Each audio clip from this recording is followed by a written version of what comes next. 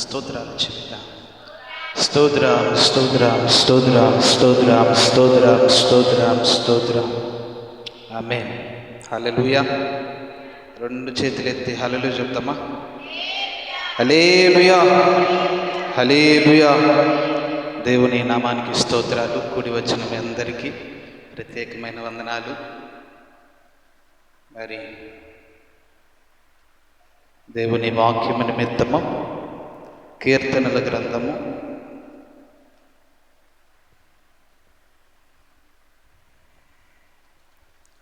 122వ కీర్తన మొదటి వచనం చదువుతాం. Let us read.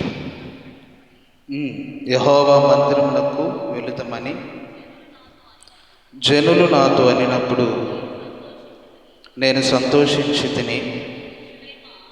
చూడండి ప్రియులారా, దావీదు కీర్తన, దావీదు రాసిన కీర్తన. ఆయన చెప్తున్నారు, ఏమని చెప్తున్నారంటే, యెహోవా మందిరమునకు వెళుదుమని జనులు నాతో అనినప్పుడు నేను సంతోషించి తిని. యెహోవా మందిరానికి వెళ్దామని జనులు దావీదు గారితో అంటే ఆయన చాలా సంతోషించాడంట. దావీదు వచ్చేసరికి రాజు. హల్లెలూయా. రాజు. మనకు ఒక ఎమ్మెల్యే కానీ ఎంపీ కానీ ఎవరినైనా గమనిస్తే చాలా పనులు ఉంటాయి. అలాగే మరి రాజు దావీదు మరి ఒక ప్రధానమంత్రి లాంటి పొజిషన్, అంటే ఇంకా ఆయనే హెడ్ ఆ దేశానికి. మరి అలాంటి దావీదు అంటున్నాడు, జనులు వచ్చి నాతో యెహోవా మందిరానికి వెళ్దామని నాతో అన్నప్పుడు నేను సంతోషిస్తున్నాను. ఆయన గంతులు వేస్తున్నాడు కదా ప్రియులారా. ఆయన దేవుని మందిరాన్ని ఎంతగానో ప్రేమిస్తున్నాడు. జనులు వచ్చి పద మనం దేవుని మందిరానికి వెళ్దాం అనగానే ఆయనకి ఎక్కడ లేని సంతోషం, ఆనందం. కానీ మనకు ఎలా ఉంటుంది? పాటలు అయిపోయిన తర్వాత వెళ్దాం దేవుని మందిరానికి, తర్వాత స్తుతి ఆరాధన అయిపోయిన తర్వాత వెళ్దాం, వాక్యం టయానికి వెళ్దాం కదా. చివరిలో ప్రార్థన చేయించుకుని వస్తే సరిపోతులే. అంటే మన ప్రయారిటీ ఎలా ఉంటుంది అంటే దేవుని విషయంలో చాలా తక్కువగా ఏదో హాజరేపించుకోవాలి కదా. ఈరోజు దేవుని మందిరానికి వెళ్ళి మనం హాజరేపించుకోవాలి అని వచ్చే వాళ్ళు చాలామంది ఉంటారు. నేను వెళ్ళి దేవుని మందిరానికి వెళ్ళి నేను దేవుని స్తుతించి ఆరాధించి ఆయన నామాన్ని ఘనపరచాలి, ఆయన ప్రసన్నత నేను అనుభవించాలి అని వచ్చేవారి కన్నా చాలామంది ఎలా ఉన్నారంటే హాజరు. ఎందుకంటే ఆరాధన మిస్ అయితే ఆశీర్వాదాలు పోతాయి. దేవుని మందిరంలో ఒక్క దినము గడుపుట 1000 దినముల కంటే శ్రేష్టము. మరి ఇలాంటి ఆశీర్వాదాలు పోతాయి కాబట్టి మనం చివరి వెళ్ళినా సరిపోతుంది. ప్రియులారా, దేవుడు మనల్ని గమనిస్తాడు. అందుకే దేవుని వాక్యం బోధిస్తుంది, యెహోవా మందిరమునకు వెళ్ళినప్పుడు నీ ప్రవర్తన జాగ్రత్తగా చూసుకో. మన ప్రవర్తన ఎలా ఉంది? ప్రవర్తన అంటే ఏదో లోపలికి వచ్చిన తర్వాత మనం కనపరిచే డిసిప్లిన్ మాత్రమే కాదు, కానీ while we're coming to church, at what time that we're coming, ఏ సమయానికి మనం వస్తున్నాం, ఎలాంటి భావనతో మనం వస్తున్నాం. ప్రియులారా, దేవుని గౌరవించినప్పుడు దేవుడు మనల్ని హెచ్చిస్తాడు. ఆయనని గణపరచు వారిని ఆయన హెచ్చిస్తాడు. ఆయనని తగ్గించే వారిని దేవుడు కూడా తగ్గిస్తాడు. మనం తగ్గింపు కలిగి దేవుని నామాన్ని గణపరిచినప్పుడు దేవుడు మనల్ని గణపరుస్తాడు. నువ్వెంత తగ్గించుకుంటే అంతగా దీవించబడతావు. నువ్వెంత దేవుని దృష్టిలో తగ్గింపు కలిగి ఉంటావు, దేవుడు నిన్ను అంతగా ఆశీర్వదిస్తాడు. దేవుని నామాన్ని గణపరచండి. ఒకసారి మరి దైవజనుడికి ఫోన్ వచ్చింది. ఫోన్ కాల్ వస్తే ఆయన అంటున్నాడు, నేను మాట్లాడినాను, నేను ప్రార్థనలో ఉన్నాను. దైవజనుడి దగ్గర ఉండే సేవకుడు అంటున్నాడు, అయ్యా ఆయన మాట్లాడరు. ఎవరు ఫోన్లో? ఆ అమెరికా దేశ ప్రెసిడెంట్. కానీ ఆ దైవజనుడు అంటున్నాడు, నేను మాట్లాడను. ఎందుకంటే దేవునికి ఇవ్వాల్సిన గౌరవాన్ని మనం దేవునికి ఇచ్చినప్పుడు దేవుని మనల్ని ఉన్నతమైన స్థితిలో ఉంచుతాడు. దావీదు అంటున్నాడు, జనులు మందిరానికి వెళ్దామని నాతో అన్నప్పుడు నేను సంతోషించాను. I was glad when the people of Israel, ఎప్పుడైతే ఇజ్రాయెల్ జనము ఆయన దగ్గరికి వచ్చి మనం దేవుని మందిరానికి వెళ్దాం, let us go to the temple of God, దేవుని మందిరానికి వెళ్దాం అన్నప్పుడు ఆయన ఎంతగానో సంతోషించాడు, ఆనందించాడు. ప్రియులారా, అలాగే 84వ అధ్యాయం 10వ వచనంలో కూడా చూస్తే ఈ మాట అంటాడు, నీ ఆవరణములో ఒక్క దినము గడుపుట 1000 దినముల కంటే శ్రేష్టము. 84వ కీర్తన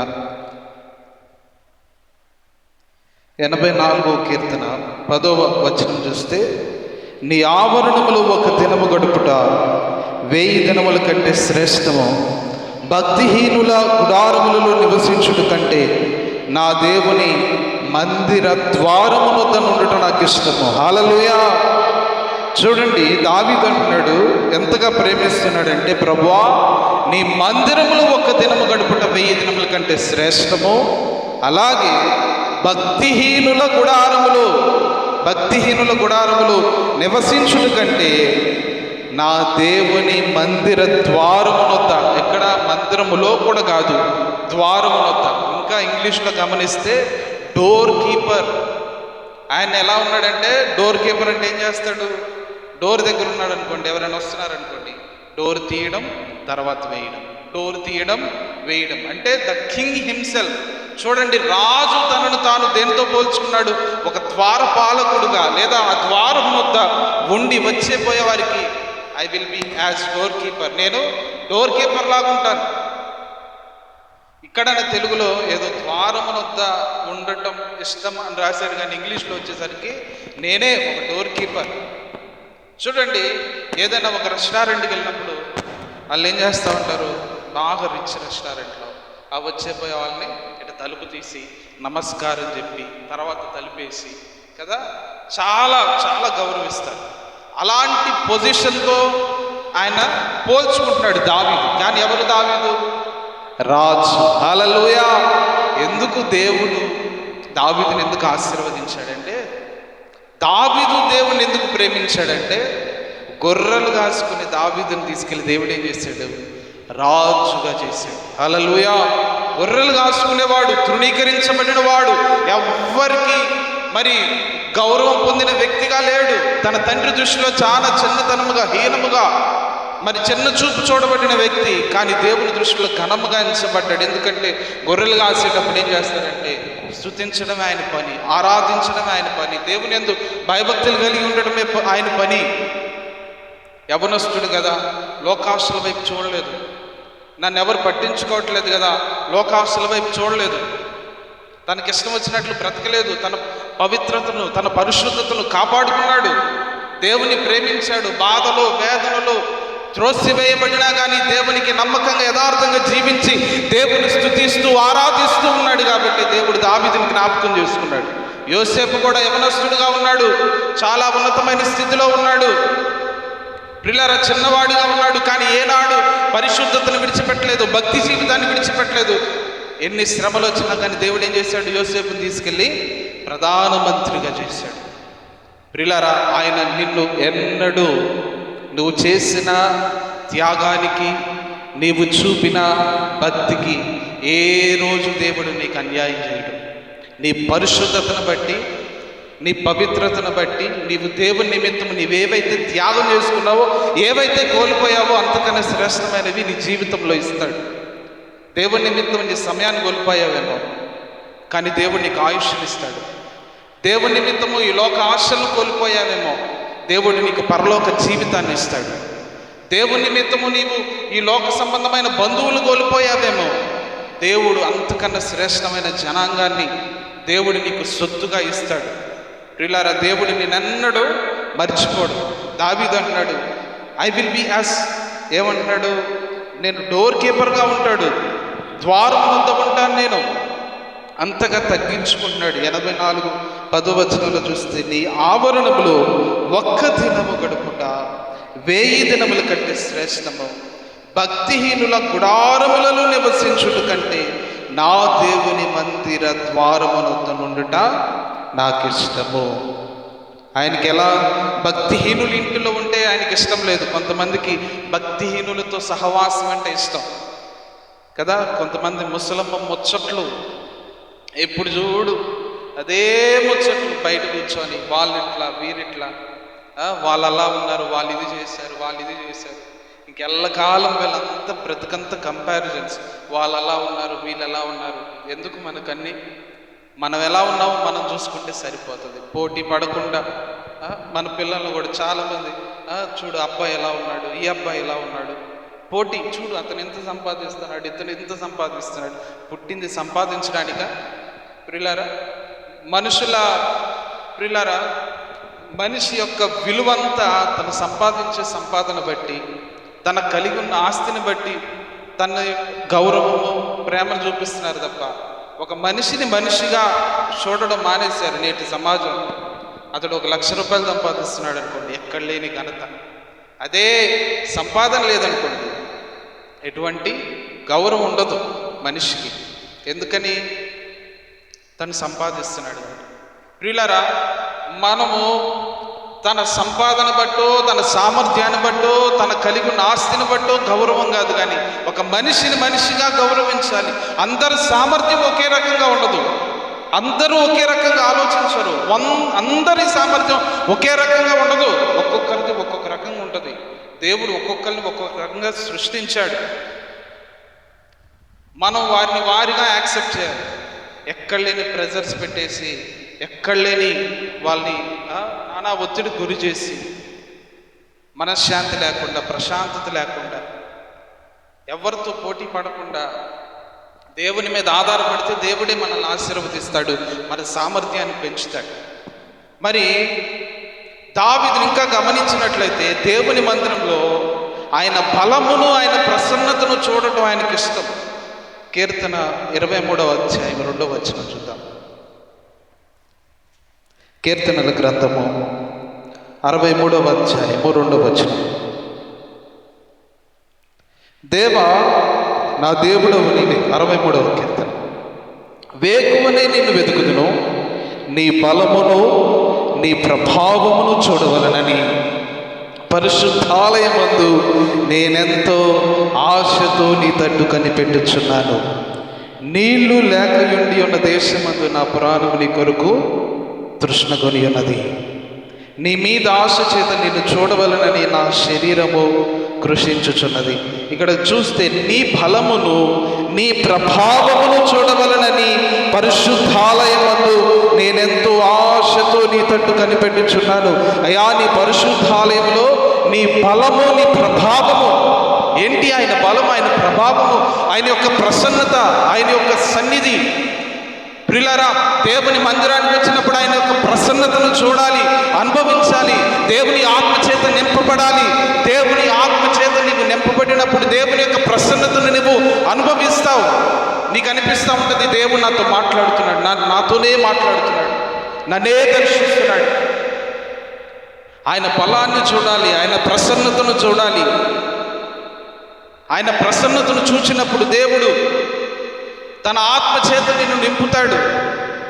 ఆయన బలాన్ని చూడాలి, ఆయన ప్రసన్నతను.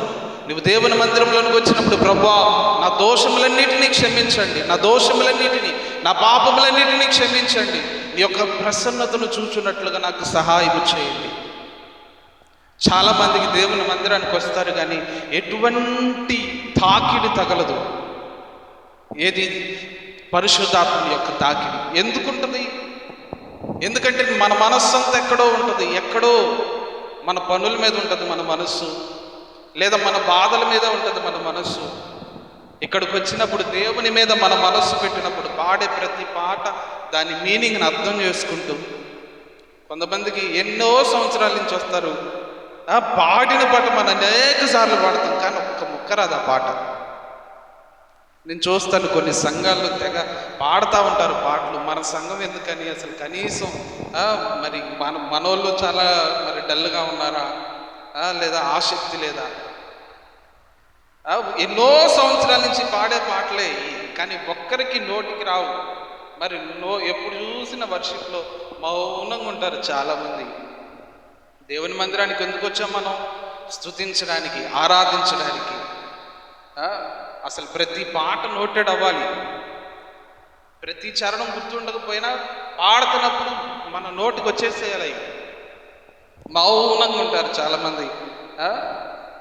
సిగ్గుపడకూడదు దేవుని స్తుతించేటప్పుడు, ఆరాధించేటప్పుడు. ప్రియులారా, మరి అసలు దేవుని మందిరము అసలు ప్రాముఖ్యతను గురించి కొన్ని విషయాలు చూద్దాం. దావీదైతే ఇంతగా ప్రేమిస్తున్నాడు దేవుని మందిరాన్ని. ఎందుకంటే ప్రభువా, అయా భక్తిహీనుల గుడారంలో ఉండడు కంటే నీ మందిరంలో ఉండుట శ్రేష్టం అంటున్నాడు. అసలు ఎందుకు దేవుని మందిరం ప్రతిష్టత అంటే దాని యొక్క ఇంపార్టెన్స్ ఏంటో చూద్దాం.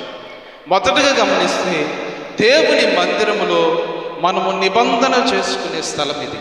ఏంటండి దేవుని మందిరము? నిబంధన చేసుకునే స్థలం. ఏంటి నిబంధన? ఏంటి నిబంధన?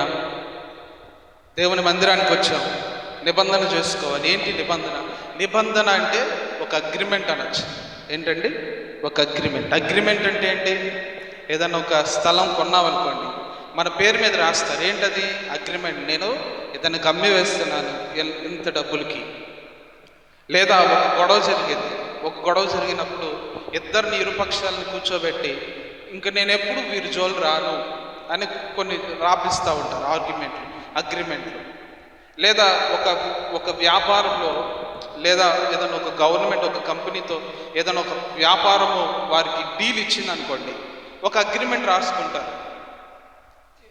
అది మరి ఆ అగ్రిమెంట్ రాస్తారు, ఇన్ని సంవత్సరాలకు మేము లీజుకి ఇస్తున్నామను అంటే ఒక అగ్రిమెంట్. మనం దేవుని మందిరానికి వచ్చినప్పుడు కూడా ఒక నిబంధన చేసుకుంటాం. ఏంటి నిబంధన? కొన్నిసార్లు ప్రభువా నాకు అనారోగ్యంగా ఉంది, ఈ అనారోగ్యంలో నుంచి నాకు విడుదల దయచేస్తే నేను ఏదో ఒక మీటింగ్ పెట్టుకుంటాను, లేకపోతే ఏదో ఒక సువార్త కూడిక ఏర్పాటు చేసుకుంటాను. లేదా దేవా నేను ఎంత కానుకిస్తానో ఏదో ఒక నిబంధన. దేవా నాకు ఆరోగ్యం అనుగ్రహిస్తే నేను సాక్ష్యం చెప్తాను ప్రభువా. ఒక నిబంధన. ఈ దేవుని మందిరం అనేది ఒక నిబంధన చేసుకునే స్థలము. మరి హన్న నిబంధన చేస్తుంది, ప్రభువా నాకు కానీ ఒక్క మగ పిల్లవాడిని ఇస్తే నేను నీకు తిరిగి ఇచ్చేస్తాను. ఏం చేసింది? నిబంధన చేసింది. కొన్నిసార్లు మన జీవితంలో ఏవైనా ఆలస్యం అవుతున్నాయనుకోండి, దేవునితో ఒక నిబంధన చేయాలి. ప్రభువా నేను సాక్ష్యం చెప్తాను ప్రభువా, లేదా అయ్యా నాయన నీ పరిచర్యకి నేను ఏదో ఒక పరికరాన్ని నేను సహాయం చేస్తాను, లేదా మీటింగ్ పెట్టిస్తాను, సువార్త చెప్తాను. ఏదో ఒక నిబంధన చేసుకోవాలి. అది కూడా నువ్వు చేయగలిగితేనే చేయాలి, నీవు మాట మీద నిలబడగలిగితేనే చేయాలి. చేసి మాట తప్పే పని అయితే అసలు నువ్వు చేయొద్దు, ఇవ్వాల్సిన పని కూడా లేదు. అది ఎవరి వ్యక్తిగత విషయం. ప్రియులారా, నువ్వు మాట అంటే అవునంటే అవును, కాదంటే కాదు. చాలామంది వాగ్దానాలు ఇస్తారు కానీ నెరవేర్చరు. నువ్వు మాట్లాడే ప్రతి మాట నువ్వు చేయగలిగితేనే మాట్లాడాలి. జీవితంలో అయినా మందిరంలో అయినా. నీ వల్ల కాకపోతే అసలు ఎత్తకూడదు. మ్యాక్సిమం మౌనంగా ఉండండి. చేయగలిగితేనే ఓకే ఐ విల్, లేకపోతే అసలు ఎత్తకూడదు. కొంతమంది మాటలు చూస్తే కోటలు దాటుతాయంటారు. అసలు చాలా వాగ్దానాలు ఇచ్చారు. యేసుక్రీస్తు ప్రభువారేమో కానీ మనుషులు కొంతమంది తెగ వాగ్దానాలు ఇచ్చేస్తారు. అది నేను చేస్తానండి, ఇది చేస్తానండి. కానీ దేవుడు చేసిన తర్వాత ఏముండదు. ఆనాడు అననీయ సఫీరాలు కావచ్చు ఇంతకే అమ్మారంటే ఇంతకే అమ్మానమ్మా. దేవుడు ఎప్పుడు వెక్కిరించబడడు.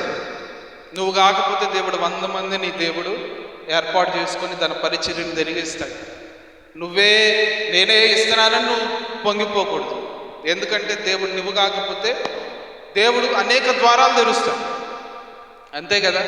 నీకెవరైనా సహాయం చేయకపోతే ఆ ఒక్క వ్యక్తే కాదు, నీకు దేవుడు 100 మంది చేత నీకు సహాయం చేస్తాడు. ఎందుకంటే మనం నమ్ముకోవాల్సింది మనుషుల మీద కాదు, మనుషుల్ని కాదు మనం నమ్ముకోవాల్సింది జీవము గల దేవుణ్ణి. ఆయన నమ్ముకుంటే మనుషులైనా విడిచిపెడతారు కానీ దేవుడు ఎంత మాత్రం విడిచిపెట్టాడు. ఆయన ఎన్నడూ మరిచిపోడు. ఏమీ లేని చోట కూడా ఆయన నీకేదో ఒక కార్యం చేయగలిగిన సమర్థుడు. అన్ని మార్గములు మూసిపోయినాయి అనుకున్నప్పుడు కూడా ఆయన ఏదో ఒక మార్గాన్ని తెరవగలిగిన దేవుడు. వెనక శత్రు సైన్యం వస్తున్నా కానీ ముందు ఎర్ర సముద్రం ఉంది, కానీ దేవుడు ఆ ఎర్ర సముద్రాన్ని 2 పాయలుగా చేశాడు. ఎందుకంటే ఆయనకు అసాధ్యమైనది ఏది లేదు. ప్రియులారా, ఆయన ఏదైనా చేయగలిగిన సమర్థుడు. ఉన్న వాటిని లేని వాటిగా, లేని వాటిని ఉన్నవాటిగా పిలవగలిగిన దేవుడు. ఆయనకు అసాధ్యమైనది ఏది లేదు. మనుషుల మీద మీ విశ్వాసం పెట్టద్దు, దేవుని మీద మీ విశ్వాసాన్ని పెట్టండి. మీ విశ్వాసాన్ని దేవుని మీద పెట్టినప్పుడు దేవుడు మీ విశ్వాసాన్ని బట్టి గొప్ప కార్యం చేస్తాడు. దేవుడు అంటాడు, అబ్రహామా నీ ఒక్కగానొక్క కుమారుని ఇచ్చాయంటే అసలు ఎంత మాత్రం విశ్వాసాన్ని విడిచిపెట్టలేదు, బాధపడలేదు. అయ్యో ఏంటి దేవుడు ఎన్నో సంవత్సరాల తర్వాత ఒక్కగానొక్క కుమారుని ఇచ్చేయమంటున్నాడని బాధపడలేదు. కానీ దేవుని మీద విశ్వాసం ఉంచి నా దేవుడు లేనప్పుడు ఇచ్చినప్పుడు ఆయన దాన్ని ఒకవేళ తీసుకున్నా కానీ తీసుకున్న వ్యక్తిని ఇవ్వగలిగిన సమర్థుడు అని చెప్పి ఆయన మీద విశ్వాసం ఉంచి ఆ బలిపీఠం పెట్టి కత్తెత్తుతుంటే ఇంకా ఆయన విశ్వాసంతోనే కత్తెత్తాడు తప్ప విశ్వాసం కోల్పోయి ఎత్తలేదు. దేవుడు అంటాడు, అబ్రహామా, నేను గమనించాను, నీవు విశ్వాసులకు తండ్రివి, నీవు నా కోసం వెనక్కి తీయక నువ్వు ఇవ్వడానికి ఇష్టపడ్డావు కాబట్టి చూడండి, యేసుక్రీస్తు ప్రభువారే ఆయనే బలిగా చేయబడ్డాడు. ప్రియులారా, ఆయన ఎంత మాత్రం ఎన్నడూ విడిచిపెట్టే దేవుడు కాదు. నీ విశ్వాసాన్ని దేవుడు గమనిస్తూ ఉంటాడు. నువ్వెంతవరకు నీ విశ్వాసాన్ని ప్రయోగించగలుగుతున్నావు? మన విశ్వాసము దేవుని మీద ఉంచినప్పుడు, దేవుడే చేయగలడు అని నమ్మినప్పుడు నీకు ఆరోగ్యం వస్తుంది. నీ విశ్వాసం ద్వారా నీవు విశ్వసించినట్లయితే నీకు ఆరోగ్యం వస్తుంది. నీవు విశ్వసించినట్లయితే నీ శోధనలో నుంచి నీకు జవాబు, విడుదల వస్తుంది. నీవు విశ్వసించినట్లయితే నీవు చేయలేని వాటిని దేవుడు నీ ద్వారా చేస్తాడు. ఎందుకంటే all things are possible with God. అన్నీ ఆయన ద్వారానే సాధ్యం, మన ద్వారా అయితే ఏది కాదు. హల్లెలూయా, హల్లెలూయా. ప్రియులారా, మొదటిగా దేవుని యొక్క మందిరము నిబంధన చేసుకునే స్థలము. కీర్తన 50వ అధ్యాయం 5వ వచనం.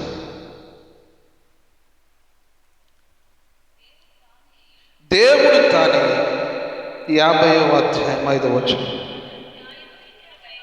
ఆయన తన ప్రజలకు న్యాయము తీర్చుటకై బలియార్పణ చేత నాతో నిబంధన చేసుకొనిన నా భక్తులను నా యొద్దకు సమకూర్చుడని మీది ఆకాశమును భూమిని పిలుచుచున్నాడు. చూడండి, తన ప్రజల్ని ఏమంటున్నాడు? ఎందుకు పిలుస్తున్నాడు? నిబంధన చేసుకోవడానికి పిలుస్తున్నాడు. మనం కూడా దేవునితో కొన్ని సార్లు నిబంధన చేసుకునే స్థితిలో ఉండాలి. ఏంటండి? విశ్వాసగా ఉన్నప్పుడు దేవునితో నిబంధన చేయాలి. ప్రభువా, ఈ బలహీనత నాలో నుంచి తీసివేయండి తండ్రి, నేను సాక్ష్యం చెప్తాను, లేదా నేను సువార్త చెప్తాను, లేదా నీ మందిర పరిచర్య కొరకు నేను ఏదో ఒక వస్తువును తీస్తాను. ప్రియులారా, దేవుని మందిరంలో ఏ వస్తువు అయితే లేదో వాటిని కూడా గమనించుకునే వ్యక్తులుగా ఉండాలి. మన చేపలన్నీ పాత అయిపోతున్నాయి. ఎంతమంది ఆలోచిస్తున్నారు? ఎప్పుడైనా ఆలోచించారా? ఒకప్పుడు చైర్లు, ఒక ఆంటీ, మన మందిరంలో ఆంటీ, ఎన్ని చైర్లు, అసలు ఏదైనా వస్తువు పాపం ఇప్పుడైతే కుదరట్లేదు. కానీ తన వ్యాపారం ఉన్నంతసేపు కుర్చీలు లేవనో, అది లేదనో, ఇది లేదనో. దేవుని మందిరం పట్ల అటువంటి ప్రేమ ఉండాలి మనకి. ఆలోచించుకోవాలి, ఏమి లేవు. ప్రియులారా, ఎంత సౌండ్ సిస్టమ్ ఇవి, కనీసం దగ్గరగా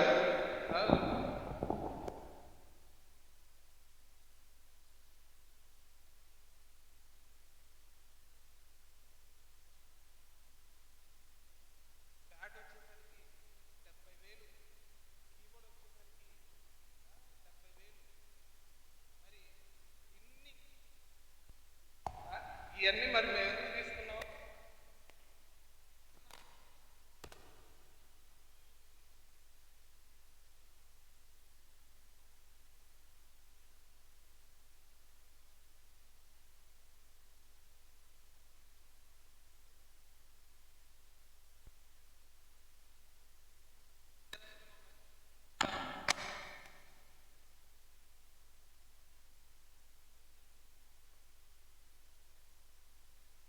ఆయన మనల్ని ప్రేమిస్తాడు. దేవుని నిజం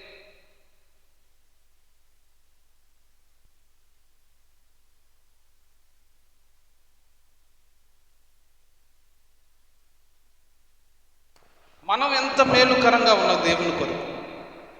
ప్రియులారా, మనం ఎంత దేవునికి మేలుకరంగా ఉన్నాం. దేవుని పరిచర్యలో, దేవుని రాజ్య వ్యాప్తిలో మనం ఎంత మేలుకరంగా ఉంటున్నాం. ప్రియులారా, నిబంధన చేసుకునే స్థలం ఇది. రెండవదిగా గమనిస్తే ఇది దేవుని మాటలు వినే స్థలం. ప్రసంగి గ్రంథము 5వ అధ్యాయము 1వ వచనం.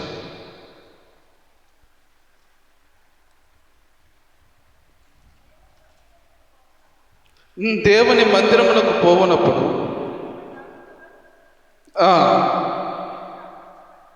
బుద్ధిహీనులు అర్పించినట్లుగా బలి అర్పించుట కంటే సమీపించి ఆలకించుట శ్రేష్టము. ఇప్పుడు దేవుని మందిరంలో ఏం చేయాలి? సమీపించి ఆలకించడం నేర్చుకోవాలి. దేవుని మాటలు వినాలి. హల్లెలూయా! దేవుని మాటలు నేర్చుకోవాలి. బుద్ధిహీనులు ఏమని చదవండి మళ్ళీ ఒకసారి. బుద్ధిహీనులు అర్పించున్నట్లుగా సమీపించి ఆలకించుట శ్రేష్టము. దేవుని మందిరానికి వచ్చినప్పుడు నిద్రపోవాలా? చాలామందికి మంచిగా నిద్ర వస్తుంది. 12 దాకా ఇంట్లో అయితే నిద్ర రాదు అసలు. ఏంటంటే నైట్ 12 అయినా 1 అయినా నిద్ర రాదు. కానీ దేవుని మందిరంలోకి రాగానే ఎక్కడ లేని నిద్ర వస్తుంది. ఎందుకంటే నిద్ర ఎందుకు వస్తుంది అంటే, చెప్పే మాటలు విననప్పుడు మన ధ్యాస వేరే చోట ఉన్నప్పుడు ఆటోమేటిక్గా నిద్ర వస్తుంది. నీ దేవుని మాటలు అర్థమవుతున్నాయి అనుకోండి, నిద్ర రాదు. ఒకవేళ దేవుని మాటలు అర్థం కావట్లేదు అనుకోండి, నిద్ర వచ్చేస్తుంది. అంటే నేను తెలుగే మాట్లాడుతున్నాను. మరి తెలుగు అర్థమయ్యే వాళ్ళకైతే నిద్ర రాదు. ఒకవేళ ఆసక్తి ఉన్న వాళ్ళకైతే నిద్ర రాదు. ఒకవేళ ఆసక్తి లేదనుకోండి, ఎప్పుడైనా మాటలు అన్నీ తెలిసిన వాళ్ళకైతే అసలు నిద్ర వస్తుంది. మరి ఎందుకంటే అన్నీ తెలిసినాక నాకు తెలిసిన మాటలేగా. దేవుని మాటలు జాగ్రత్తగా విన్నప్పుడు పరిశుద్ధాత్మ దేవుడు మాట్లాడుతున్నాడు. అందుకే కదా దేవుని మందిరానికి వెళ్ళినప్పుడు నీ ప్రవర్తన జాగ్రత్తగా చూసుకోమని ఎందుకు చెప్పింది దేవుడు. దేవుడే మాట్లాడుతున్నప్పుడు మనం నిద్రపోతున్నాం అనుకోండి, ఓకే, ఈ టికెట్ అనవసరం, ఎంత చెప్పినా ఉపయోగం లేదు. కాబట్టి తనకు తగ్గట్టుగానే దేవుని కార్యాలు. అదే ఆసక్తి కలిగి దేవుని మందిరంలో ఆసక్తి కలిగి ప్రభువు ఏం మాట్లాడతాడు అని ఆసక్తి కలిగి ఉన్నారనుకోండి, దేవుడు నిన్ను జ్ఞాపకం చేసుకుంటాడు. నీ పరిస్థితులన్నిటిని సరళం చేస్తాడు. నీ తగ్గింపుని బట్టి, నీ లోబడే మనస్తత్వాన్ని బట్టి, నీ ప్రేమను బట్టి, భక్తి జీవితాన్ని బట్టి దేవుడు నీ మార్గాలన్నిటిని సరళం చేస్తాడు. ప్రతి చీకటిలో నుంచి విడుదల ఇస్తాడు. ఏ చీకటికి అప్పగించడు, ఏ అపాయానికి అప్పగించడు. ఒకవేళ ఏ అపాయం వచ్చినా కానీ అందులో నుంచి నిన్ను విడిపిస్తాడు. ఆయన తన దూతలు నీ చుట్టూ ఉంచుతాడు, కాపుదలు ఉంచుతాడు. దేవుడు తన ఆత్మచేత నిన్ను నింపుతాడు. నీవు పొందుకున్న దేవుని యొక్క ప్రసన్నత, ఆత్మ నీ వెళుతున్న ప్రతి చోట నీకు తోడుగా, దేవుని యొక్క కృప నీకు తోడుగా ఉంటుంది. కాబట్టి ఏ చీకటికి అధికారం ఉండదు. హల్లెలూయా! చాలామందికి చీకటి ఎందుకని వస్తుందంటే దేవుని యొక్క సన్నిధి, దేవుని యొక్క ప్రసన్నత లేక. అదే దేవుని మందిరానికి వెళ్తున్నారనుకోండి, ఎటువంటి చీకటి ఉండదు. ఎందుకంటే మీరు దేవుని మందిరానికి వచ్చారు, దేవుని ఆత్మచేత నింపబడుతున్నారు, దేవుడు నివసించే ప్రాంతంలో, దేవుడు సంచరిస్తున్న ప్రాంతంలో మీరున్నారు. కాబట్టి ఏ చీకటి మిమ్మల్ని ఆవరించదు. మరి దేవుని మాటలు వినే స్థలము దేవుని యొక్క మందిరము స్థలము. మూడవదిగా గమనిస్తే ఆశ్రయ స్థానము. కీర్తన గ్రంథము 61వ అధ్యాయం 3వ వచనం చూస్తే, దేవుని యొక్క మందిరము, నీవు నాకు ఆశ్రయముగా నుందువు, శత్రువుల ఎదుట బలమైన కోటగా నుందువు. హల్లెలూయా! దేవుడు మనకి ఎలాంటి వారుగా ఉన్నారు? దేవుని మందిరం మనకి ఎలా ఉంది? ఆశ్రయ స్థానముగా ఉన్నది. హల్లెలూయా!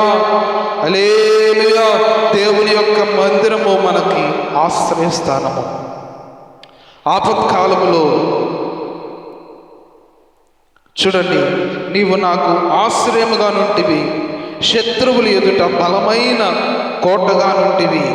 యుగ యుగములు నేను నీ గుడారములో నివసించెదను, నీ రెక్కల చాటున దాగుకొందును. ఏమంటున్నాడు? నీ గుడారములో, నీ మందిరములో, యుగ యుగములు నీ మందిరములో, నీ గుడారములో నేను నివాసం చేసేదను, నీ రెక్కల చాటున దాగుకొందును. ఇది ఎలాంటిదంటే ఆశ్రయస్థానము. శ్రమ వచ్చింది, బాధ వచ్చింది, వేదన వచ్చింది, వచ్చేసి దేవుని మందిరంలోనికి వచ్చి, ప్రభువా నీవే నాకు దిక్కు, నీవే నాకు జవాబు, నీవే నాకు విడుదల, ప్రభువా నీవే నాకు సహాయం చేయగలిగిన నాదుడు అని దేవుని ఆశ్రయించినప్పుడు ఆయన నిన్ను విడిచిపెట్టాడు. నువ్వు అందరినీ ఆశ్రయిస్తావు. ఏంటంటే అందరిని ఆశ్రయిస్తావు, కానీ దేవుని తప్ప. మొదట దేవుణ్ణి ఆశ్రయించినప్పుడు దేవుని యొక్క కృప మనకు తోడుగా ఉంటుంది. అందరినీ ఆశ్రయిస్తాం, కానీ దేవుని సన్నిధిలో ఒక్క మాట మాట్లాడడం, ఒక్క మాట చెప్పం, ప్రభా నాకు ఈ సమస్య ఉంది, ఇందులో నుంచి నాకు విడుదల దయచేయనని ప్రార్థన చేయం. మనుషులందరికీ చెప్పేస్తాం. ఎందుకంటే ఆ బాధలో ఏంటంటే విశ్వాసం తగ్గిపోతూ ఉంటుంది కొంతమందికి. ముందు దేవుణ్ణి ఆశ్రయించండి. ఆయనను ఆశ్రయించే వారికి ఏ మేలు కొదువై ఉండదు. ఆయన ప్రతీది దయచేయగలిగిన సమర్థుడు. 62:8 కూడా చూస్తే, జనులారా ఎల్లప్పుడూ ఆయన యందు నమ్మిక ఉంచుడి, ఆయన సన్నిధిని మీ హృదయములను కుమ్మరించుడి. దేవుడు మనకి ఆశ్రయం. హల్లెలూయా. ఆశ్రయ దుర్గమా నా యేసయ్యా, నవజీవన మార్గమునా నన్ను నడిపించుమా.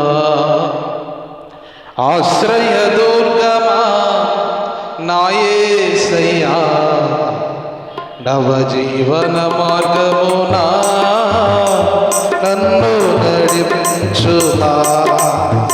ఊహించలేని నీ కృపలేని క్షణమును ఓపించుచునే వాత్సల్యము నాపై చూపినావే. ఊహించలేని నీ కృపలేని క్షణమును ఓపించుచునే యమునాపై చూపినావే. ఆశ్రయ దుర్గమా నా యేసయ్యా, నవజీవన మార్గమునా నన్ను నడిపించుమా. నాతో నీవు చేసిన నిబంధనలన్నీయు నెరవేర్చుచుంటివే. నీతో చేసిన తీర్మానములు స్థిరపరచితివే. నాతో నీవు చేసిన నిబంధనలన్నీయు నెరవేర్చుచుంటివే. నీతో చేసిన తీర్మానములు స్థిరపరచితివే. అందుకే స్తుతిగణ మహిమల స్తోత్రాలే. అందుకే స్తుతిగణ మహిమల స్తోత్రాలే. ఆశ్రయ దుర్గమా నా యేసయ్యా, నవజీవన మార్గమునా నన్ను నడిపించుమా. పరవశునైతిని వాగ్దానములకు వారసత్వమున్నను నీ శిక్షణలో అనుభవతోనే నీ కృప పొందెదా. పరవశునైతిని వాగ్దానములకు వారసత్వమున్నను నీ శిక్షణలో అనుభవతోనే నీ కృప పొందెదా. అందుకే స్తుతిగణ మహిమల స్తోత్రాంజలి. అందుకే స్తుతిగణ మహిమల స్తోత్రాంజలి. ఆశ్రయ దుర్గమా నా యేసయ్యా, నవజీవన మార్గమునా నన్ను నడిపించుమా. ఊహించలేని నీ కృపలేని క్షణమును ఓపించుచునే వాత్సల్యము నాపై చూపినావే. ఊహించలేని నీ కృపలేని క్షణమును ఓపించుచునే వాత్సల్యము నాపై చూపినావే. ఊహించలేని నీ కృపలేని క్షణమును ఓపించుచునే వాత్సల్యము నాపై చూపినావే. ఆశ్రయ దుర్గమా నా యేసయ్యా, నవ జీవన మార్గమున నన్ను నడిపించుమా. హల్లెలూయా. తర్వాత గమనించినట్లయితే ప్రార్థన చేసుకునే స్థలం ఇది. యెహోవా మందిరము 65వ అధ్యాయము 1-2 చూస్తే, యెహోవా మందిరము, యెహోవా దేవా సియోనులో మౌనముగా నుండుట నీకు స్తుతి చెల్లించుటే నీకు మొక్కుబడి చెల్లింపవలసి ఉన్నది. ప్రార్థన ఆలకించువాడా, సర్వ శరీరులు నీ యొద్దకు వచ్చెదరు. హల్లెలూయా. ఇదే స్థలం అండి. దేవ సియోనులో మౌనముగా నుండుట నీకు స్తుతి చెల్లించుటే నీకు మొక్కుబడి చెల్లింపవలసి ఉన్నది. ప్రార్థన ఆలకించువాడా, సర్వ శరీరులు నీ యొద్దకు వచ్చెదరు. దేవుని మందిరములో మనం చేసే ప్రార్థన దేవుడు ఏం చేస్తాడంట? ఆలకిస్తాడు. అందుకే దేవుని మందిరంలో ఏం చేయాలి? ప్రార్థన చేసుకోవాలి. హన్న ఏం చేసింది? ఏడుస్తాడే ఉంది. దైవజనుడు అనుకుంటున్నాడు ఏమేమన్నా త్రాగొచ్చిందేమో, త్రాగేసి వచ్చినట్లుంది, అందుకే అసలు మాటలేమో బయటికి రావట్లేదు, ఉట్టి మూలుగులే వస్తున్నాయి, మరి ఏమైందో ఏంటో తాగొచ్చిందేమో అనుకుంటున్నాడు. కానీ అన్న అయితే మరి తన వేదనంతా కుమ్మరించేసుకుంటుంది దేవుని సన్నిధిలో, తన బాధంతా కుమ్మరిస్తుంది. దేవుడు చూస్తున్నాడు. దైవజనుడైనా అపార్థం చేసుకున్నాడేమో, కానీ చూస్తున్న దేవుడు అపార్థం చేసుకోలేదు. ఆయన అర్థం చేసుకొని ఆమె ఏడుస్తుంది, ప్రార్థన చేస్తుంది, మూలుగుతుంది. ప్రభువా, ఒక్క మగబిడ్డను ప్రభువా, ఒకే ఒక్క మగబిడ్డను నేను నీ సేవకి చేస్తాను తండ్రి, నాకున్న ఈ నిందను తీసేయి ప్రభువా, ఈ నిందను తీసేయి. నిబంధన చేస్తుంది, నాకు ఈ నిందను తీసేయి చాలు, నేను నా కుమారుని నీకు ఇచ్చేస్తాను. ఎంతో వేదన, బాధ కదా. పిల్లలు లేకపోతే ఏడిచింది, మాటలతో గాయపరుస్తూ ఉంటారు మనుషులేంటో. కానీ వారింట్లో వారి విషయాలు వారు చూసుకోరు. కానీ బయట వాళ్ళందరినీ, ఏమ్మా ఇంకా పిల్లలు లేరా నీకు, ఇంకా ఉద్యోగం లేదా, ఇంకా ఇల్లు కట్టుకోలేదా, ఎందుకండి మనకెందుకు, మనం చూసుకుంటే సరిపోతుంది. బయట చాలామంది అంతే ఉంటారు. అవునా, ఎందుకు మనం ఒకరిని గాయపెట్టాల్సిన పనే ఉంది మనకి, ఒకరిని బాధ పెట్టాల్సిన పని మనకి ఎందుకు, మనం ఆలోచించుకుంటే సరిపోతుంది. ఒకవేళ మనకు లేదనుకోండి, దేవుని దగ్గర మొరపెట్టాలి, ప్రభువా నాకు దయచేయండి అయ్యా. ఆమెను ఎంతో గాయపరుస్తున్నారు, కృంగదీస్తున్నారు. హన్నాని, షారాపని కూడా అదే కదా, మాటల చేత గాయపరుస్తున్నారు. ఈ లోకం ఏదైనా లేకపోతే లేదు లేదు లేదు, ఇంకా ఇదే పని. తన భర్త అంటున్నాడు, నేను నీకు పిల్లలాంటి కదా, నేను నీకు కుమారుడు వంటి వాడిని కదా. ఎంత మంచి భర్త కదా. పిల్లరా, కొంతమంది ఏంటంటే గాయపరుస్తూ ఉంటారు, నీకు అది లేదు ఇది లేదు, పిల్లలు లేరు. కుమారులు యెహోవా అనుగ్రహించు బహుమానాలు, స్వాస్యాలు దేవుడు అనుగ్రహిస్తాడు. దేవుని దగ్గర కనిపెట్టుకోవాలి. కొన్నిసార్లు ఆలస్యమైనా కానీ దేవుడు అద్భుతమైన వాటిని ఇస్తాడు. సమూయేలు ప్రవక్త,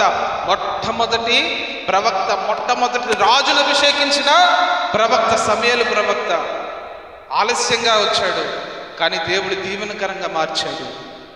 అనేక సంవత్సరాల తర్వాత పుట్టాడు కుమారుడైన ఇస్సాకు. దేవుడి శ్రేష్టమైన కుమారుడిని ఇచ్చాడు. పరిశుద్ధుడు, పవిత్రుడు, ఏకాంతముగా పొలంలోకి వెళ్ళి ప్రార్థన చేసుకుంటున్నాడు.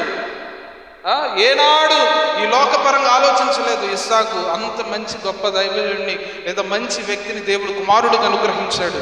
అనేక సంవత్సరాల తర్వాత పుట్టాడు. ఎవరు? యోహాను బాప్తిస్మిచ్చి యోహాను దేవుని మార్గాలనే సరళము చేయడానికి వచ్చాడు ఈ భూమి మీదకి. వాగ్దాన పుత్రుడు. చూడండి, ఎలిజబెత్ జకర్యాకు అనేక సంవత్సరాల కుమారులు లేరు, కానీ వాగ్దాన పుత్రుడు యేసుక్రీస్తు ప్రభువారికే బాప్తిసం ఇచ్చిన ఆయన ఆమె గర్భాన పుట్టాడు. అనేక సంవత్సరాల తర్వాత పుట్టాడు మరి సంసోను. తన ఫిలిస్తీన్ చేతుల్లో నుంచి తన ఇశ్రాయేలు ప్రజల్ని విడిపించాడు. అనేకమైన ఫిలిస్తీన్ని సంహరించాడు. ప్రియులారా, దేవుడు ఆలస్యమైన కానీ దేవుడు కొన్ని శ్రేష్టమైనవి ఇస్తాడు. బాధపడద్దు, వేదన చెందద్దు. విశ్వాసం ఉంచి దేవుని సన్నిధిలో కనిపెట్టినప్పుడు దేవుడు మంచి వాటిని ఇస్తాడు, శ్రేష్టమైన వాటిని ఇస్తాడు. ప్రార్థనతో కనిపెట్టాలి.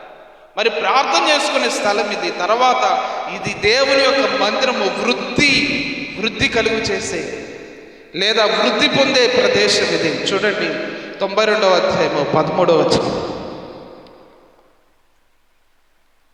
92వ అధ్యాయం 13వ వచనం కీర్తన.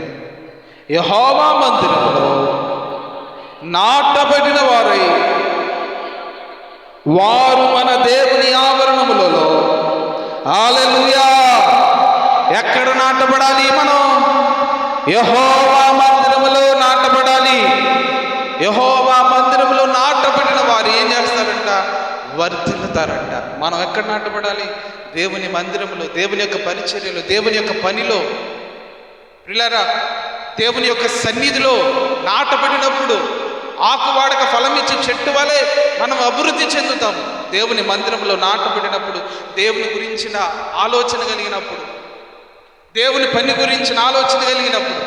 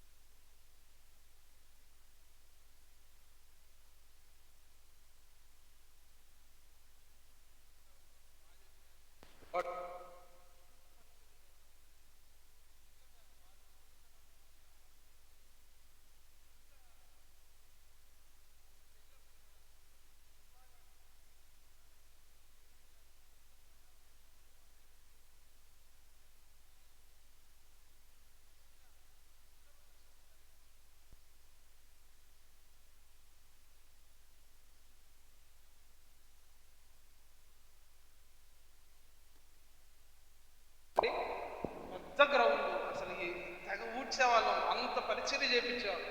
మేము ఇక్కడికి వచ్చిన తర్వాత కూడా దేవుని మందిరాన్ని ముందు ఊడ్చేవాళ్ళం, కల్లాపు చల్లేవాళ్ళం. ఈ పిల్లలు లేనప్పుడు దాకా మేమే మందిరం రెడీ చేసుకునే వాళ్ళం. వాల్ పోస్టర్లు వేసేవాళ్ళం. అర్ధరాత్రులు సైకిల్ మీద మైదా పెట్టుకొని తొక్కి 5 దాకా 6 దాకా వాల్ పోస్టర్లు వేసుకొని సైకిల్ మీద ఊరు మొత్తం తిరిగి నానా పరిచర్య చేశాం. మా డాడీ ఎప్పుడు, మా అమ్మ కానీ డాడీ కానీ, రే ఇంత కష్టపడుతున్నారు, వచ్చి పడుకోండి, లేదా ఎందుకు ఇంత కష్టపడుతున్నారు, వాళ్ళు చేస్తారు కదా అని ఎప్పుడు వదిలేదు.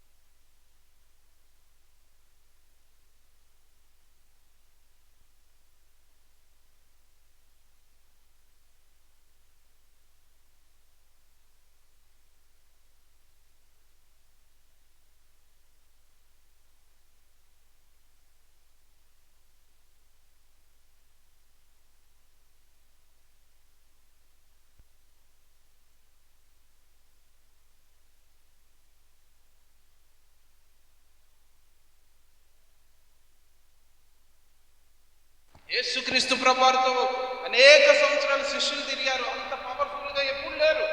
కానీ యేసుక్రీస్తు ప్రభువారు వెళ్ళిపోయిన తర్వాత వారి మీదకి దేవుని యొక్క అభిషేకం, అత్యధికమైన అభిషేకం వచ్చినప్పుడు వారిని ముట్టుకుంటేనే, వారు నడుచుకుంటా వెళ్తూనే రోగులందరూ స్వస్థపరచబడ్డారు. ఎందుకంటే దేవుని యొక్క అభిషేకం ఎక్కడి నుంచి వచ్చేసింది? శిష్యుల మీదకి వచ్చేసింది. అది దేవుని యొక్క పరిచర్య ప్రియులారా. ఏదో మనకి ఇది తక్కువగా భావించుకునేది మాత్రం కాదు. దేవుని ఆశీర్వాదం దేవుని యొక్క పరిచర్యలోనే ఉన్నది. గొప్ప గొప్ప దైవజనులు మరి ఇప్పుడు చూస్తున్న మరి జాన్ వెస్లీ గారు కానీ, ఫ్రెడ్డీ పాల్ గారు కానీ, వాళ్ళందరూ స్టేజీలు వేసి స్టేజీల కింద పడుకొని వర్షాలు పడుతున్న స్టేజీల కింద ఉండి మీటింగ్స్ పెట్టి, మరి డాడీ అయినా కానీ బకెట్లు మైదా పోసి మోసుకొని, మరి దేవుడు మరి ఆ మోసం మినిస్టర్ ఆ గోరంట్లోనే అసిస్టెంట్ మాస్టర్గా ఏసన గారి దగ్గర చేశాడు మరి దేవుడు డాడీ. ఎందుకని? వాళ్ళు అంతగా తగ్గించుకొని దేవుని కొరకు కష్టపడ్డారు కాబట్టి. కష్టపడని వారికి దేవుని ఆశీర్వాదం లేదు. త్యాగము లేని వారికి దేవుని ఆశీర్వాదం లేదు. ఎందుకంటే త్యాగము, తగ్గింపు, కష్టపడిన వారిని దేవుడు జ్ఞాపకం చేసుకుంటాడు. వారికి ఇవ్వాల్సిన బాధ్యత.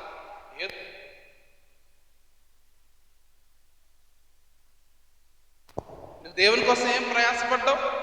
There is no use. నీ వల్ల కరెంట్ వేస్ట్ అంటే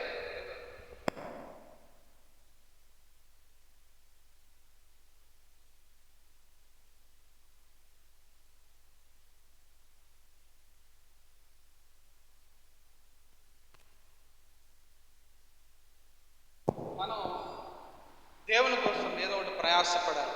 నేనేదో మిమ్మల్ని బాధ పెట్టాలని కాదు. మీరందరూ ప్రేమ కలిగిన వారే, ప్రార్థన చేస్తున్నారు మా కోసం.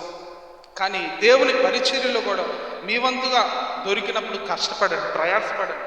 దేవుని ఆశీర్వాదం ఉన్నది ప్రియులారా. తర్వాత గమనిస్తే ఇది ఎలాంటి స్థలం అంట? వృద్ధి చెందే స్థలము, నాటబడి అభివృద్ధి చెందే స్థలము. 92:13 యెహోవా మందిరములో నాటబడిన వారై వారు మన దేవుని ఆవరణములలో వర్ధిల్లుదురు. హల్లెలూయా, హల్లెలూయా. మీరందరూ మందిరములో నాటబడి వర్ధిల్లాలి ప్రియులారా. తర్వాత గమనిస్తే ఇది దీవించబడే స్థలము. 118:26 చూస్తే ఈ స్థలం అంట, ఈ స్థలములో ఏముందంట? యెహోవా పేరిట వచ్చేవాడు ఆశీర్వాదమునందును గాక. యెహోవా మందిరములో నుండి మిమ్ము దీవించుచున్నాము. ఇది దీవించబడే స్థలము. సియోనులో నుంచి యెహోవా మిమ్మల్ని ఆశీర్వదించును. సియోను దేవుని యొక్క మందిరము. చివరిగా గమనిస్తే చివరిదిగా ఇన్ని మేలులు ఉన్నాయి కదా. ఎన్ని మేలులు చేశాడు దేవుడు? నిబంధన చేసుకుంటే జవాబునిచ్చే దేవుడు. మనకి దేవుని మాటలు వినే స్థలం ఇది. దేవుని ఆశ్రయించే స్థలం ఇది. ప్రార్థన చేసుకునే స్థలము, వర్ధిల్లే స్థలము, దీవించబడే స్థలము. అలాగే శ్రేష్టమైన ఒకటి ఉన్నది. అదేంటిదంటే కృతజ్ఞతను తెలియజేసే స్థలం. హల్లెలూయా. ఎన్ని అద్భుత కార్యాలు చేసినప్పుడు దేవుడు మనం ఏం చేయాలంట? కృతజ్ఞత స్తుతులు, కృతజ్ఞత అర్పణలు చెల్లించాలి. 14వ అధ్యాయం 116వ అధ్యాయము 116 యెహోవాకు నా మొక్కుబళ్ళు చెల్లించదను, ఆయన ప్రజలందరి ఎదుటని చెల్లించదను. హల్లెలూయా. చూడండి, యెహోవాకు నా మొక్కుబళ్ళు చెల్లించదను, ఆయన ప్రజలందరి ఎదుటని. ఇంకా చూస్తే 17వ వచనంలో చూస్తే నేను నీకు కృతజ్ఞతార్పణ అర్పించేదను, యెహోవా నామమున ప్రార్థన చేసేదను, ఆయన ప్రజలందరి ఎదుట యెహోవా మందిరపు ఆవరణములోను యెరూషలేమా నీ మధ్యను నేను యెహోవాకు నా మొక్కుబళ్ళు చెల్లించదను. యెహోవాను స్తుతించుడి. హల్లెలూయా. ఇదేంటంటే కృతజ్ఞతాస్తుతులు చెల్లించే స్థలము. దేవుడు కొంతమంది స్వస్థపరిస్తే, మీరు దేవుని మందిరానికి వెళ్ళి మిమ్మల్ని మీరు కనపరుచుకోండి అంటే అందరల్లా. మనము దేవుని మందిరానికి వచ్చి దేవుడు ఒక కార్యం చేశాడు, కృతజ్ఞత స్తుతులు చెల్లించాలి. దేవుడు చేసిన కార్యానికి మనం ఏం చెప్పాలి? సాక్ష్యం చెప్పాలి. దేవుడు నాకు ఈ జీవితంలో ఈ కార్యం చేశాడు. ఒకవేళ చేసినా కానీ మీరు చెప్పట్లేదు అనుకోండి, దేవుడు ఇంకో కార్యం చేస్తాడా? వద్దులే, వీళ్ళకి ఎటు కృతజ్ఞత లేదు, వీళ్ళకి చేసిన ఉపయోగం లేదు, అందుకని దేవుడు ఏం చేస్తాడు, సర్లే తర్వాత ఆలోచిద్దాం అనుకుంటాడు.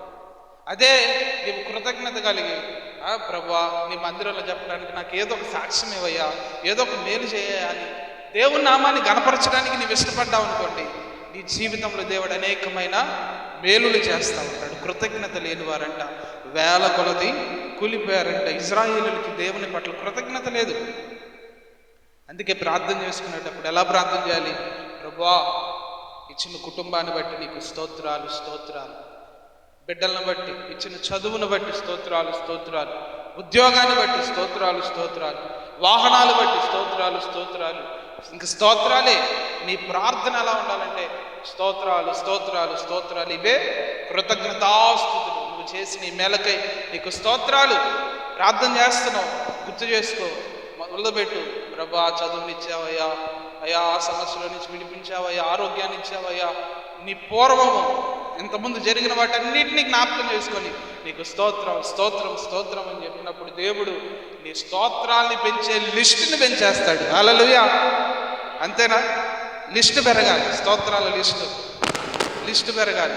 ఈ లిస్టు పెరగాలంటే ఎక్కువ మేలులు జరుగుతూ ఉండాలి. ఎప్పుడు చేస్తాడు దేవుడు, ఈ బిడ్డ నాకు స్తోత్రాలు చెప్తుందని చెప్పి దేవుడు ఏం చేస్తాడంటే ఆశీర్వదించడం మొదలు పెడతాడు. ఒక దైవజనుడికి ఒక ఆమె ఫోన్ చేస్తూ ఉంది, అయ్యా నాకు క్యాన్సర్ కట్ ఉంది.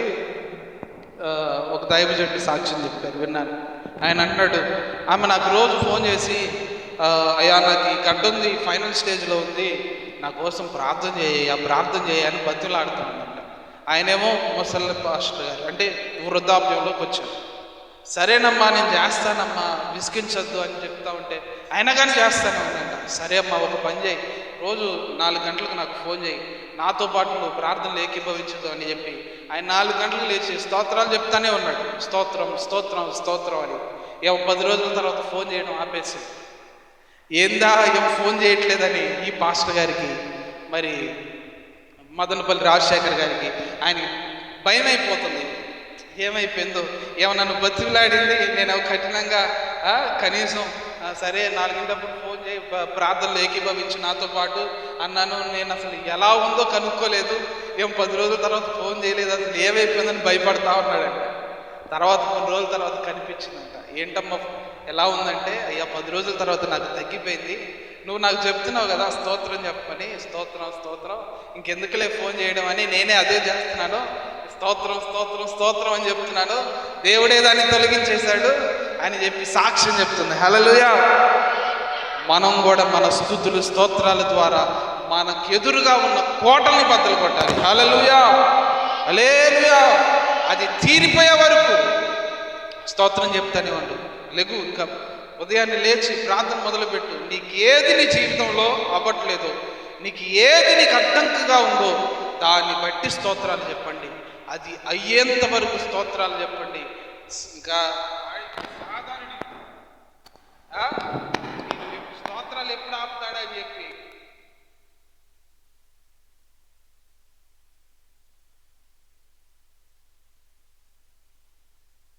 దేవుని నువ్వు ఆరాధిస్తున్నావు కాబట్టి, ఆయన బట్టి, సాతాను బట్టి కాదు కానీ దేవుని శక్తిని బట్టి మనం స్తుతించండి. ప్రియులారా, దేవునికి స్తుతిస్తున్నప్పుడు, ఆరాధిస్తున్నప్పుడు దేవుడు గొప్ప కార్యాలు చేస్తాడు. స్తోత్రాలు చెప్తున్నప్పుడు దేవుడు గొప్ప క్రియలు చేస్తాడు. ఆనాడు ఆ ఎరుకో గోడలు స్తుతులు చెప్పి చెప్పి చెప్పి ఏం చేశారు, కోటల్ని బద్దలు కొట్టేశారు. మనం కూడా స్తోత్రాలు చెప్పి చెప్పి అది తీరిపోయేంత వరకు, ఎడతెగక ఏదో కొన్ని రోజుల్లో కాదు, తీరిపోయేంత వరకు. అది నెల పట్టొచ్చు, 2 నెలలు పట్టొచ్చు, 3 నెలలు పట్టొచ్చు, 6 నెలలు పట్టొచ్చు, సంవత్సరం పట్టొచ్చు, 2 సంవత్సరాలు పట్టొచ్చు. వెళ్ళినమ్మటే అయిపోయి 1 రోజులో చేసినమ్మటే వచ్చేయాలని ఇన్స్టెంట్గా ఆలోచించకండి. అప్పటికప్పుడు వచ్చేసేయాలి. దేవుని సమయం ఉంటుంది.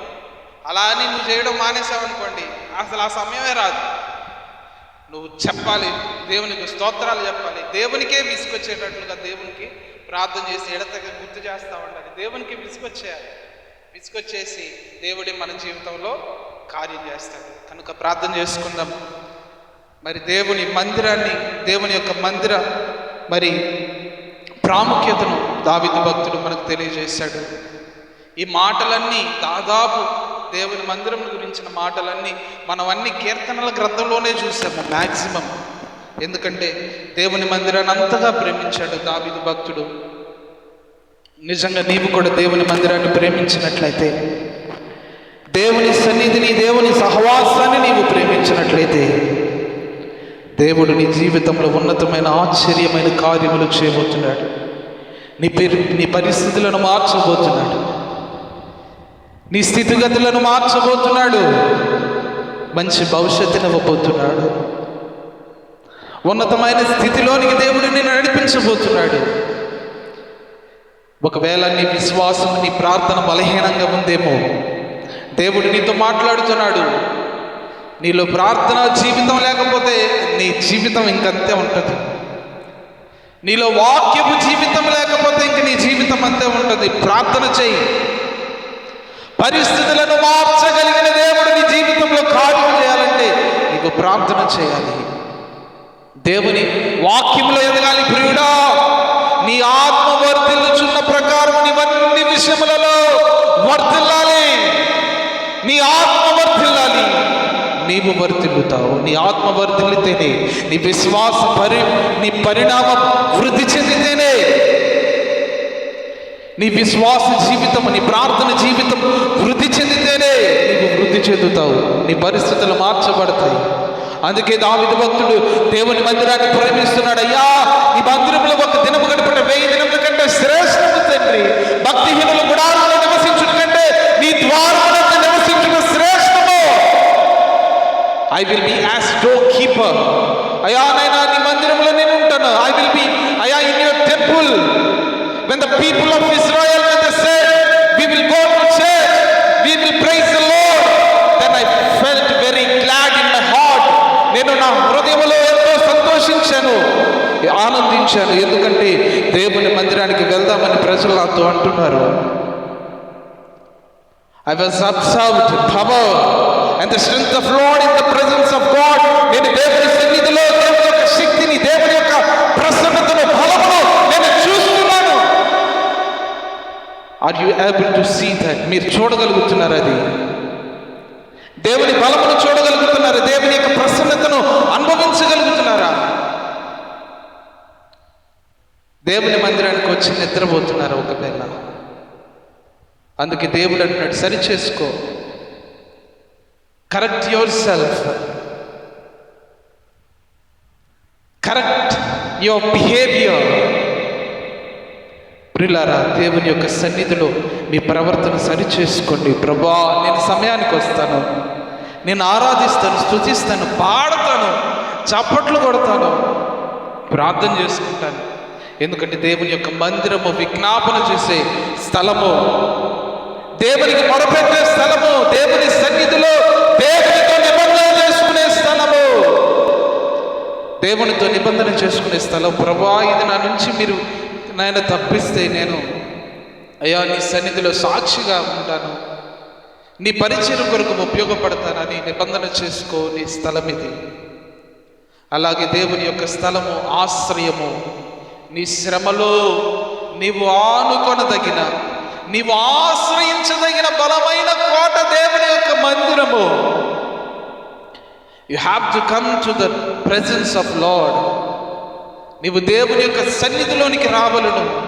నీకు ఆశ్రయము కావలసినప్పుడు, శ్రమలో ఉన్నప్పుడు ఆయనే కొనదగిన దేవుడు, బలమైన కోట, ఆశ్రయ దుర్గము. ఆయన నిన్ను చేయి విలువడు, ఎడబాయుడు. నీవు వర్ధిల్లే స్థలము దేవుని యొక్క స్థలము. యెహోవా మందిరములో నాటబడిన వారై వర్ధిల్లే జనాంగము మీరు. దేవుని మందిరంలో మీరు వర్ధిల్లాలి. దేవుని సన్నిధిలో, దేవుని యొక్క సహవాసంలో మీరు వర్ధిల్లాలి. ఇది వర్ధిల్లే స్థలము, దీవించబడే స్థలము. సియోనులో నుంచి యెహోవా మిమ్మల్ని ఆశీర్వదించే స్థలము కనుక దేవుని ఆశీర్వాదము చేత నింపబడి మీరు వెళ్ళాలి. అలాగే కృతజ్ఞతాస్తుతులు చెల్లించే స్థలం ఇది. దేవుడు మన జీవితంలో మనకి దేవుడు చేసిన కార్యాలను తలంచుకుంటూ ప్రభా నీకే కృతజ్ఞతాస్తుతులను చెల్లించే స్థలము. పరిశుద్ధుడా, ప్రేమ కలిగిన దేవా, మీరు మాట్లాడిన ప్రతి మాటను బట్టి మీకు స్తోత్రాలు ప్రభా. అయా నాయన తండ్రి, ఎంతైనా నమ్మదగిన దేవుడు, జాలి కలిగిన దేవుడు, కృప కలిగిన దేవుడు, అనుదినము నూతనమైన కృపను వాత్సల్యతను అయా నూతనముగా పుట్టిస్తున్న దేవుడు తండ్రి, మీకు స్తోత్రాలు స్తోత్రాలు. మా ఎడల మీరు చూపిస్తున్న ప్రేమను బట్టి మీకు వందనాలు ప్రభా. మీరు అనుగ్రహించిన ప్రతి ఈవిని బట్టి అయా మీకు స్తోత్రాలు స్తోత్రాలు స్తోత్రాలు. మేము అనుభవిస్తున్న ప్రతి ఈవి మీరు అనుగ్రహించిందే. మీరు అయా మేము పీలుస్తున్న గాలి మీరు ఇస్తున్నది, మేము త్రాగుతున్న నీరు మీరు మాకు అనుగ్రహించిందే, మేము ఉంటున్న నివాసము అది మీరు మాకు అనుగ్రహించిందే. అయా నాయన ప్రభా, నేను చదివిన చదువులు కానీ, ఉద్యోగాలు కానీ, అయా నాయన ప్రభా, సమస్తము నీవిచ్చిన దానమే, నీ దానమే ప్రభా. అందును బట్టి మీకు వేలాది స్తుతులు స్తోత్రాలు. అయా నాయన ఏమాత్రము ప్రభా మమ్మల్ని మేము హెచ్చించుకున్నటకు పాత్రలో కాదు, కానీ సమస్తము నీ కృపా దానమే ప్రభా. మీకు స్తోత్రాలు స్తోత్రాలు తండ్రి. అయా కూడి వచ్చిన ప్రతి ఒక్కరిని మీ చేతులకు అప్పగిస్తున్నాం ప్రభా. ఆశీర్వదించండి, జ్ఞాపకం చేసుకోండి. సంఘంలో ప్రతి ఒక్కరికి సంపూర్ణమైన ఆరోగ్యాన్ని ఇవ్వండి. నీ గాయపడిన హస్తములలో మాకు ఆరోగ్యం ఉందని సెలవిచ్చారు ప్రభా. నీ మందిరంలోకి అడుగు పెట్టిన ప్రతి ఒక్కరికి ఆరోగ్యాన్ని ఇవ్వండి, సంపూర్ణమైన ఆరోగ్యాన్ని ఇవ్వండి తండ్రి. మీకు స్తోత్రాలు స్తోత్రాలు స్తోత్రాలు. ప్రతి బాధలో వేదనలో నుంచి విడిపించండి, శోధనలో నుంచి విడిపించండి, అప్పుల్లో నుంచి విడిపించండి. అయా నాయన ప్రభా, ప్రతి విధమైన అసమాధానములో నుంచి విడిపించండి. నెమ్మదినివ్వండి, సంతోషాన్ని ఇవ్వండి, ఆనందాన్ని ఇవ్వండి తండ్రి. మీకు స్తోత్రాలు స్తోత్రాలు. నీ విశ్వాసము చేత బలపరచండి తండ్రి. మీకు స్తోత్రాలు తండ్రి. అయా నాయన ప్రభా, చదువుకునే బిడ్డలు ఉన్నారు తండ్రి. మంచి జ్ఞానమునివ్వండి, తెలివినివ్వండి, వివేకాన్నివ్వండి, వివేచనివ్వండి, జ్ఞాపక శక్తినివ్వండి. ఎముకలకు సత్తువును బలమును అనుగ్రహించండి తండ్రి. మీకు స్తోత్రాలు. అయా చిన్న పిల్లలు మొదలుకొని వృద్ధుల వరకు మంచి ఆరోగ్యాన్ని ఇవ్వండి. అలాగే వ్యాపారాలు చేస్తున్న వారు ఉన్నారు, వారి వ్యాపారాన్ని దీవించండి, ఆశీర్వదించండి. అయా వారి చేతి పనుల్ని దీవించండి, ఆశీర్వదించండి. అయా నాయన వారి ప్రతి అవసరతను అక్కరను తీర్చండి తండ్రి. నీకు స్తోత్రాలు. అలాగే నాయన ఉద్యోగాలు చేసేవారు ఉన్నారు, వారిని ఆశీర్వదించండి, ఉన్నతమైన స్థితిలోనికి నడిపించండి. అయా జ్ఞానమునివ్వండి, తెలివినివ్వండి. అయా షడ్రకు మెషక్ అబేద్నెగోల వలె వారు చేస్తున్న చోట ఉన్నతమైన స్థితిలోనికి నడిపించండి తండ్రి. మీకు స్తోత్రాలు స్తోత్రాలు. అయా నాయన ప్రతి ఒక్కరిని జ్ఞాపకం చేసుకున్నామని, అలాగే ఆత్మీయ స్థితిలో బలపరచమని, అయా నాయన వారు ఆత్మీయ జీవితంలో ఎదుగుతున్న కొలది అన్ని విషయంలో వారు ఎదుగునట్లుగా సహాయము చేయమని మరి ఒకసారి అయా నాయన ప్రభా సంఘాన్ని మీ చేతులకు అప్పగిస్తున్నాం. అలాగే దైవజనులుగా మమ్మల్ని, మా కుటుంబాన్ని మీ చేతులకు అప్పగిస్తున్నాం తండ్రి. మీకు స్తోత్రాలు. మాకును మంచి ఆరోగ్యాన్ని ఇవ్వండి. దైవజనులకు ప్రభా మంచి ఆరోగ్యాన్ని ఇవ్వండి, ఆయుష్నివ్వండి, దీర్ఘాయువునివ్వండి తండ్రి. మీకు స్తోత్రాలు. ఇంకను అయా నీ అభిషేకం చేత నింపి ప్రభా అనేక మందికి దీవెనకరంగా మార్చండి, ఆశీర్వాదకరంగా మార్చండి తండ్రి. మీకు స్తోత్రాలు స్తోత్రాలు. నీ అభిషేకం చేత మమ్మల్ని నింపండి ప్రభా. మీకు స్తోత్రాలు. అలాగే తండ్రి నూతనముగా జతపరిచిన ప్రభా అయా నాయన దైవజనులను బట్టి మీకు వందనాలు చెల్లిస్తున్నాను, స్తోత్రాలు చెల్లిస్తున్నాను. ఆశీర్వదించండి తండ్రి. మీకు స్తోత్రాలు. మరలా ప్రభా ఈరోజు నాయన ఆరాధన ముగించుకొని తిరిగి రాబోతుండగా తండ్రి అయా వారికి మన నాయన రాకపోకలేదు నీ కృప తోడుగా ఉంచండి తండ్రి. కాపుదలను గ్రహించండి తండ్రి. మీకు స్తోత్రాలు స్తోత్రాలు స్తోత్రాలు ప్రభా. అలాగే 25వ తారీఖు జరిగేనైనా అయా ప్రభా ఆల్ నైట్ ప్రేయర్లు కూడా మీ చేతులకు అప్పగిస్తున్నాం. ప్రతి ఒక్కరిని నడిపించండి తండ్రి. మీకు స్తోత్రాలు ప్రభా. అలాగే సువార్త కూడికలు కూడా తండ్రి ఈ మందిరము ద్వారా ఏర్పాటు చేయబడుటకు, నీ సువార్త అనేక చోట ప్రకటించబడుటకు అవసరమైన కృపను ద్వారములు తెరవండి తండ్రి. మీకు స్తోత్రాలు. నీ పరిచర్య చేయుటకు కావలసిన మార్గములను, ద్వారములను మా ఎదుట తెరవమని అయా నాయన ఈ సంఘాన్ని మీ చేతులకు అప్పగిస్తూ నజరేయుడైన యేసయ్య శక్తి కలిగిన నామములో అడిగి వేడుకొంచున్నాం తండ్రి. ఆమేన్.